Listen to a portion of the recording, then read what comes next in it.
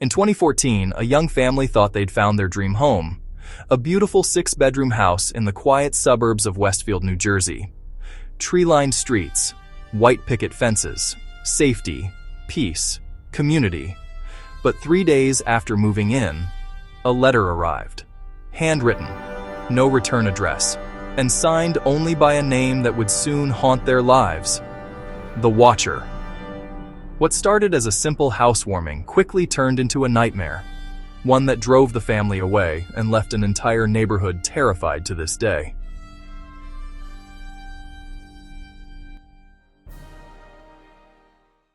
June 2014.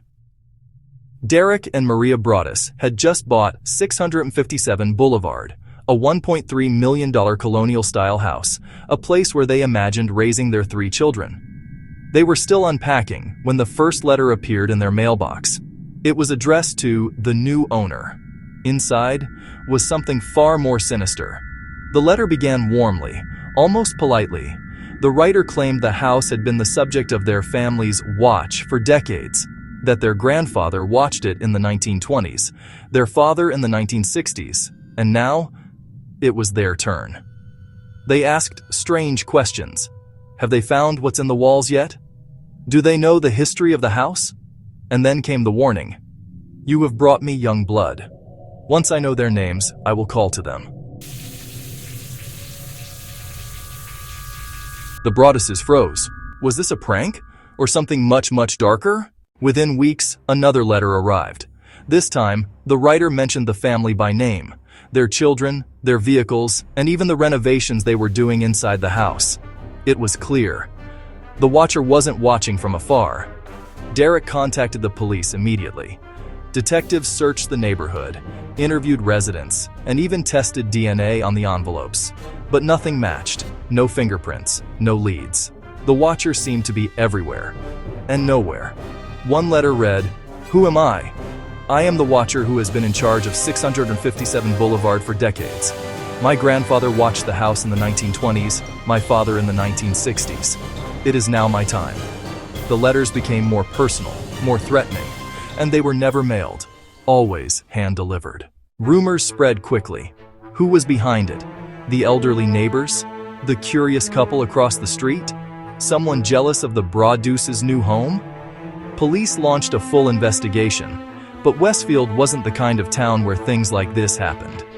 Derek and Maria tried to stay calm, but the letters kept coming, each one darker than the last. I see you painting the walls of 657 Boulevard. It cries for the past and what it used to be. Will the young blood play in the basement? The Broadduses were terrified. They stopped bringing their children to the house. They hired private investigators, even former FBI agents. But the Watcher remained silent, except on paper. Eventually, the family gave up. They never moved in fully. They tried to sell the house, but word had spread. No one wanted to buy a home being stalked by a ghostly observer. Years passed. Still, no one knew who wrote the letters. The DNA analysis suggested a woman, but no match was ever found. Some neighbors began to suspect the Broadduses themselves, claiming they fabricated the letters for attention or profit. But the family denied it. They just wanted peace, and to forget the house that stole it. They eventually sold the home in 2019 at a huge loss, and though the new owners have never received a single letter, the legend of the Watcher remains. Some believe the Watcher was a resentful neighbor. Others think it was an unsolved local fixation, a person obsessed with the house's history, living quietly among those same streets. I am watching. So what do you think? Was it paranoia? Or was someone really standing out there, watching them through the windows? Tell me your theory in the comments below. And if you want to keep uncovering the world's darkest unsolved stories, subscribe. Because next time, we'll open another door that should have stayed closed.